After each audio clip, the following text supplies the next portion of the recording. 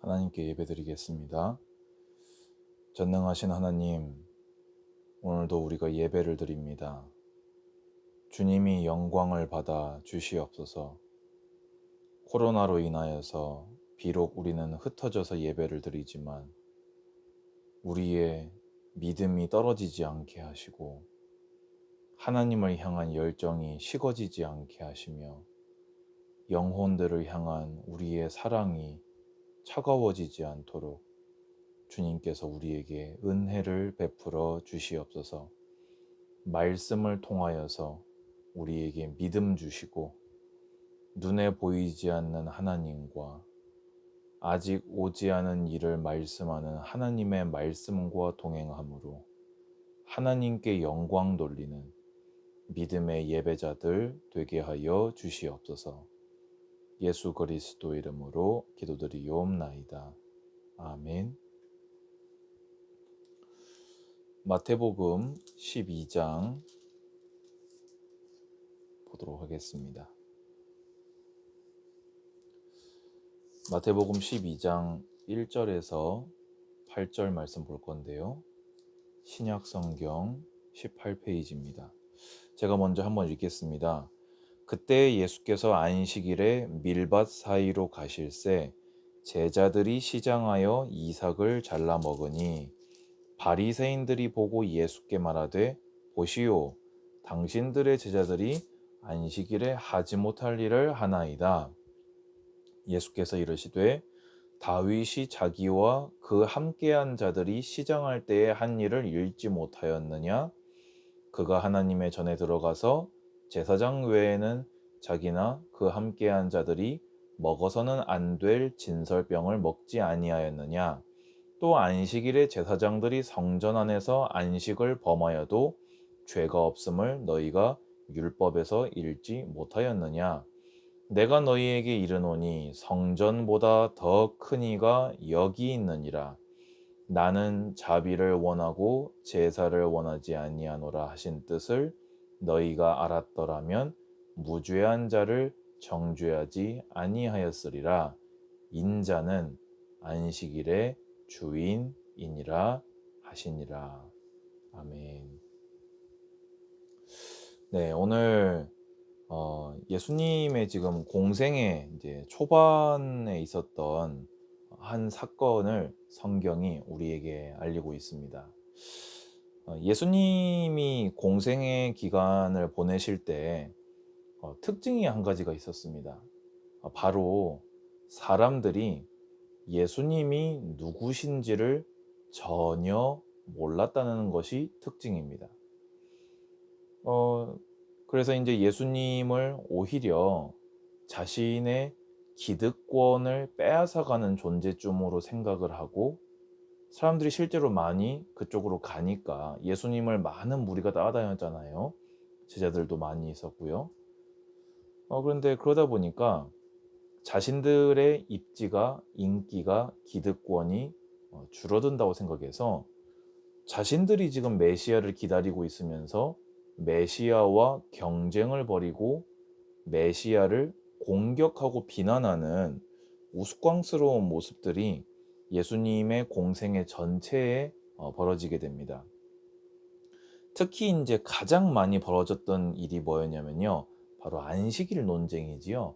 안식일 논쟁은 정말 너무 많이 나와서 뭐 신약 사복음서 대충 아무데나 이렇게 펼쳐봐도 예수님이 안식일에 사람을 구하는 일, 뭐 고치시는 일, 뭐 치유하시는 일, 또 이런 제자들이 밀을 이렇게 잘라 먹는 일, 이런 일들을 할 때마다 옆에서 계속 쳐다보고 있다가 지금 안식일 범한 거 아닙니까? 이런 식으로 이렇게 따지듯이 덤벼드는 일들이 계속해서 이어집니다. 근데 오늘 이 안식일 날 밀을 잘라서 이렇게 비벼가지고 이제 제자들이 먹은 거거든요. 근데 사실 안식일에 일을 하지 말고 거룩히 지켜서 이제 쉼을 이제 주신 것은 하나님의 명령이 맞습니다. 그런데 이 밀을 이 시장한 사람이, 가난한 사람이 지나다가 이렇게 먹는 것에 대해서 금한 것은요, 이것은 모세오경에 나오는 것이 아니라 장로들의 유전, 그러니까 쉽게 얘기해서 랍비들이 결정해서 자기들 딴에는 우리가 이렇게 해서 조금 더 구체적으로 경건하게 뭐 하나님을 잘 섬겨 살자. 하여튼 의도는 좋지만 어쨌든 간에 사람들끼리 정한 법이 바로 장로들의 유전이었거든요. 그런데 그 사람들끼리 정한 법을 가지고 지금 누구를 공격하고 있냐? 메시아를 공격하고 있다는 것입니다. 거기에 대해서 예수님은 이제 두 가지로 답변을 하셨습니다. 첫 번째는 다윗이 사울에게 한창 쫓겨다닐 때 이 성막으로 가가지고 이렇게 제사장들 외에는 먹으면 안 되는 그 진설병을 요구해서 먹은 사건이 있었습니다. 그때 다윗과 다윗의 부하들은 절체절명의 순간이었기 때문에 그 음식을 먹지 않으면 굶어 죽을 수도 있고 기력이 쇠해서 사울의 추적을 따라돌릴 수 없는 아주 정말 위기 중의 위기였습니다. 그때 제사장은 개의치 않고 그것을 내주었거든요. 근데 여기에 대해서 율법은 엄히 금지하고 있습니다. 진설병은 제사장들 외에는 먹어서는 안 되는 떡이에요. 먹으면 죽이도록 되어 있습니다. 그런데 다윗은 제사장이 아니거든요.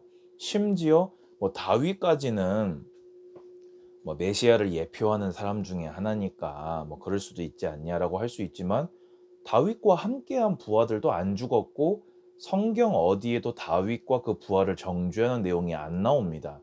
왜냐하면 율법은 사람들이 자꾸 오해하는 게 있어요. 정죄하고 혼내려고 주신 게 율법이 아닙니다. 제가 설교하면서 몇 번 말씀드렸을 겁니다. 하나님이 율법을 주신 것은 인간을 사랑하시기 때문입니다. 율법의 정신은 하나님 사랑이 첫째요, 이웃 사랑이 둘째라는 것입니다. 이걸 통해서 사람이 영적으로 그 건강한 생활을 보장받고 서로 이웃 간에 사랑하고 돕고 섬기면서 하나님 자녀다운 그런 삶을 지켜낼 수 있도록, 왜냐면 사람은 끊임없이 죄를 향해서 달려나가기 때문에 하나님과 멀어지지 않고 이웃 사랑, 하나님이 기뻐하시는 영혼 구원, 영혼 사랑을 놓치지 않도록 하나님이 울타리를 정해주신 게 그게 율법이란 말이에요. 그런데 그 율법이 위기를 만난 사람을 죽이는 법이 된다면 그건 더 이상 사랑의 법이 아니지 않습니까? 그래서 다윗을 구원하기 위해서 진설병을 내어준 그것은 율법의 정신에 접촉되지 않기 때문에 정죄를 받은 것이 성경에 나오지 않습니다. 그러면 지금 이 안식일 날에 제자들이 이렇게 길을 가면서 밀을 비벼서 먹은 것, 이것은 율법의 사랑의 정신으로 볼 때에는 문제가 되지 않고 오히려 사람이 만든 법칙을 가지고 그것을 공격하려고, 기득권을 빼앗기지 않으려고 형식으로 사람을 옭아매고 있는 그들은 율법의 정신인 사랑에서 완전히 위배됐다는 것을 예수님은 말씀하고 계신다는 것입니다. 두 번째로, 안식일 날에 제사장들이 성전 안에서는 안식을 범하여도 죄가 없다고 말씀하십니다. 여러분 생각해 보세요. 목사들이 제일 바쁜 날이 언제지요? 저희는 여러분 성도님들하고 한 가지 이제 거꾸로인 게 하나가 있습니다. 여러분들은 주말 하면 쉬잖아요. 이 목사들은 주말이 이제 우리 말로 하자면 왜 월요병이라고 하죠, 직장인분들. 저희한테는 토요일이 월요일이고 일요일 주일이 월요일 화요일입니다. 왜냐? 토요일 날 하루 종일 설교 준비해야 돼요. 주일 날에는 하루 종일 예배 인도하고 찬양 인도하고 기도하고 성도들 이렇게 돌보고 해야 돼요. 그럼 구약 제사장들도요 마찬가지입니다. 성도들은 안식하고 또 하나님을 예배하기 위해서 성전에 나오면요, 그럼 바쁜 건 누구지요? 제사장들은 더 바쁜 거예요. 왜냐면 백성들은 성전으로 자꾸 나아오니까 백성들의 안식을 위해서, 그리고 하나님께 영광을 돌리는 일을 위해서 성전 안에서 안식이 범해지는 것을 하나님은 정죄하지 않으셨습니다. 그런데 중요한 게 있지요. 예수님은 딱 말씀하십니다. 성전보다 더 큰 이가 여기 있다. 그리고 인자는 안식일의 주인이니라. 쉽게 얘기해서 지금 예수님이 오셨으니까 예수님을 알아보고 예수님을 믿고 예수님을 영접하고 예수님께 영광을 돌려도 부족할 판에 그 성전보다 더 크신 이가 계신데, 안식일에 아예 주인이 계신데, 그 안식을 주시는 분이 여기 계신데 사람들끼리 정한 그 허례허식 형식을 가지고 예수님을 공격하고 있다는 것입니다. 오늘날 성도들도, 특히 목사들도 이런 우를 범할 수 있는 것 같습니다. 분명히 말씀드립니다. 신앙생활에서 사실 특히 저 같은 경우에는 목사잖아요. 교회를 목회를 하고 많은 성도님들과 함께 이렇게 교회를 이렇게 운영을 하려고 하다 보면요, 법이 중요합니다. 노회에 가면 노회법이 있고 개교회에 오면 당회 교회법이 엄연히 존재합니다. 그러면 그것을 우습게 여겨도 된다는 얘기입니까? 아니지요. 그건 정말로 그래서는 안 되는 일입니다. 성도들은 노회와 또 총회와 교회의 법을 귀히 여기고 거룩히 여길 줄 알아야 돼요. 왜냐면 아까 말씀드린 것처럼 율법이 있음으로 인해서 하나님을 사랑하는 생활을 보장받고, 서로 사랑하는, 서로 죄를 범하지 않는 이웃 사랑의 상태를 보장받는 것이 사랑의 법이 율법이었다면, 교회에 존재하는 법들은 우리가 온전하게 하나님을 섬기며 교회의 덕이 되게 하는 아주 소중하고 귀한 법칙들이라는 겁니다. 그런데 그것이 복음이 복음되는 것보다 앞서면 안 됩니다. 예수님이 그리스도가 되시는데 만약에 방해가 되는 것이 법이라면 법이 물러나는 것이 맞는 것입니다. 근데 만약에 그게 아니라 오늘 바리새인처럼 개인의 스타일 때문에, 개인의 생각 때문에, 개인의 상황 때문에, 개인의 이익과 손해 때문에 교회의 법을, 교회의 규칙을, 교회의 직분을 좌지우지하려고 하는 것은 하나님을 믿지 않는 것입니다. 근데 반대로 복음이 복음돼야 되는데 규칙 때문에, 법 때문에 그것이 어려움이 있다면 우리는 언제든지 예외를 두고 우선순위를 예수님이 그리스도 되시는 그 일에 두어야 한다는 것입니다. 두 번째로, 교회의 법보다, 어떤 규칙보다 앞서야 하는 것은 하나님 사랑, 이웃 사랑입니다. 우리는 지금 코로나19를 코로나 시대 지금 보내고 있습니다. 참 어려운 상황이지요. 이런 상황들 속에서 우리는 예배에 대해서도 교회에 대해서도 여러 가지 생각들을 할 수 있습니다. 근데 분명한 것은 예수님을 그리스도로 바르게 알고 믿는 것이 가장 중요합니다. 하나님을 사랑하고 이웃을 사랑하는 것이 가장 중요합니다. 그럼 여기에 대해서 여러 가지로 성도님들의 생각들이 갈릴 것 같습니다. 저는 근데 형식은 이럴 수도 저럴 수도 있다고 생각합니다. 예외적으로. 근데 하지만 그것을 구실 삼아서 하나님에게서 도망간다면, 그것을 구실 삼아서 하나님에게서 멀어진다면 그것은 내가 내 발목을 잡는 일입니다.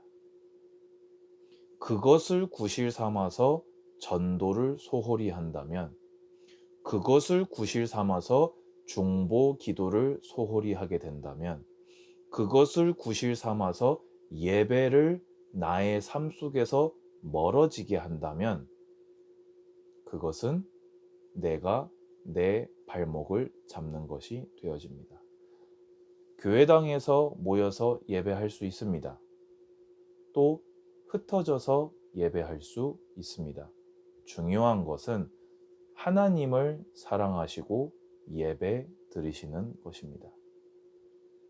우리가 나가서 전도할 수 있습니다. 혹은 관계 중심으로도 전도할 수 있습니다. 전화로도 전도할 수 있고 카톡으로도 전도할 수 있습니다. 중요한 것은 영혼을 사랑하는 것입니다. 코로나는 신앙에 아무런 방해가 될 수 없습니다. 내가 방해받기를 원하지 않는다면요. 오늘 말씀은 어떻게 보자면 굉장히 좀 무거운 말씀일 수도 있습니다. 코로나19 때문에 어려운데 더 부담이 되는 말이 될 수도 있고요. 여러분에게 자유를 주는 말씀이 될 수도 있습니다. 하나님의 말씀을 하나님의 말씀으로 받으시기 바랍니다. 목사의 생각을 저는 자꾸 설교 때 얘기하고 싶지 않습니다. 오늘 예수님을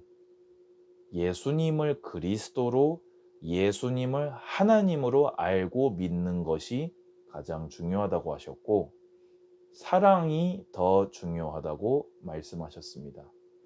이 두 가지를 기억하시고 여러분의 상황에 맞도록, 여러분의 여건에 맞도록 믿음과 사랑을 놓치지 않고 오히려 더 뜨겁게 사모하고 갈망하고 가까이 나아가시는 우리 모든 예배자들 되시기를 예수님의 이름으로 축원드립니다.